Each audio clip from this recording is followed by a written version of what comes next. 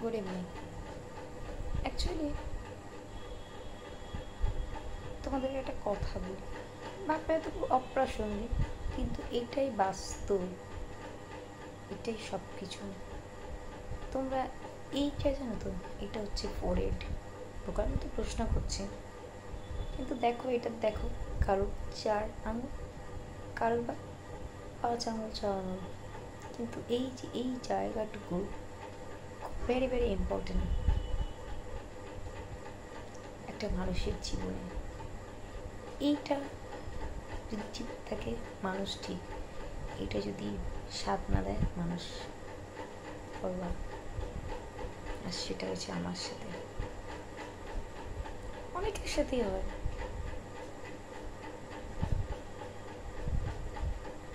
একসময় অ্যাকচুয়ালি আমি আগে আমার ইন্ট্রোডাকশন দিই, আমি শ্রাবণী। আর যে চ্যানেলটা সেটা আমার মেন নামে। আমি অ্যাকচুয়ালি এই প্ল্যাটফর্মে ইউজ টু ছিলাম না, আমি খুব hesitated, I am very shy. কেননা সত্যি খুব লজ্জা হতো,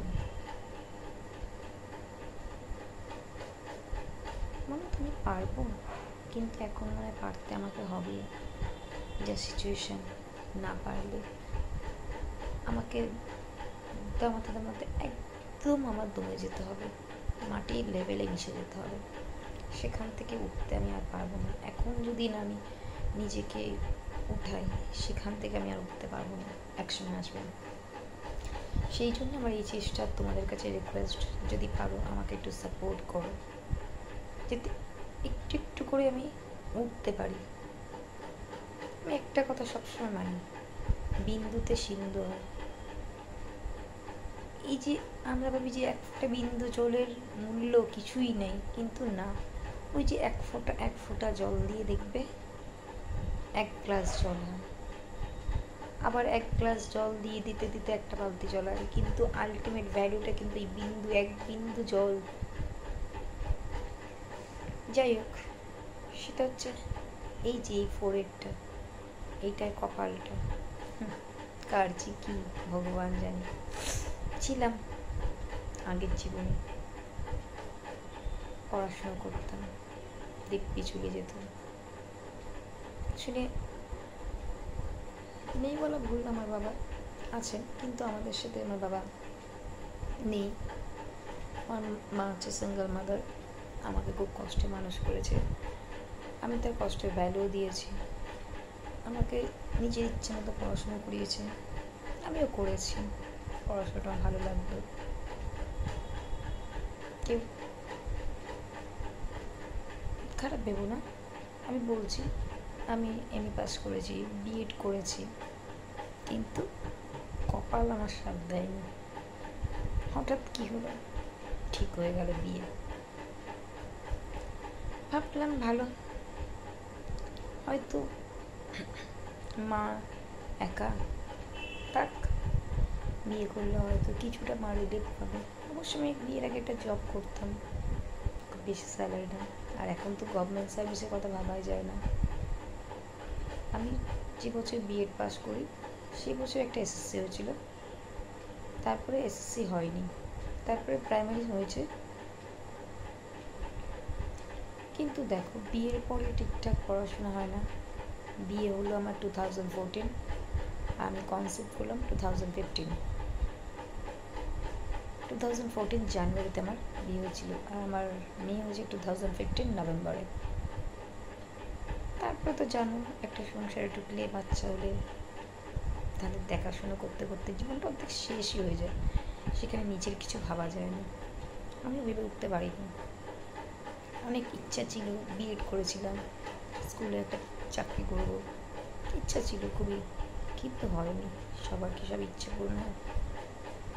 যাই হোক, ভেবেছিলাম নতুন জায়গায় এসে হয়তো একটু সুখ থাকবে। দেখো, বিয়ের আগে সুখ ছিল না বলবো না, খাওয়াটা দুবেলা খাওয়াটাই কিন্তু সুখ না। জীবনের সুখের জন্য অনেক কিছু লাগে, খাওয়া, থাকা, যেখানে থাকছো তার এনভায়রনমেন্ট, যেই মানুষটার সাথে তুমি তোমার রিলেশন হয়েছে, তার নেচার, সে তোমার কতটা সাপোর্ট করে, আদৌ সাপোর্টিভ কি না, সব কিছুর উপর ডিপেন্ড করে।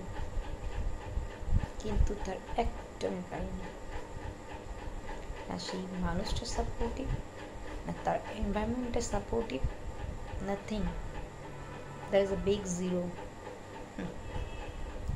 ভাবলাম জীবনটা গেল উচ্ছন্ন, চলতে থাকলো এই করে, যুদ্ধ করতে করতে নিজের সাথে,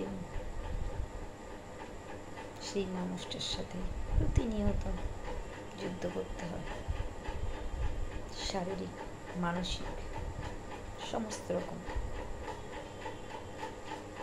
মানসিকভাবে আমি বিধ্বস্ত।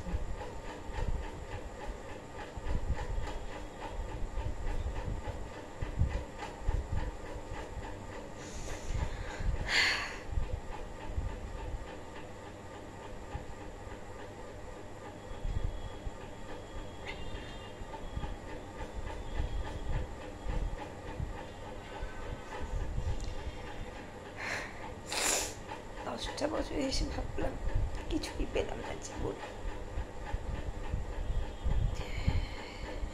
কি হলো, জীবনটা বৃথা।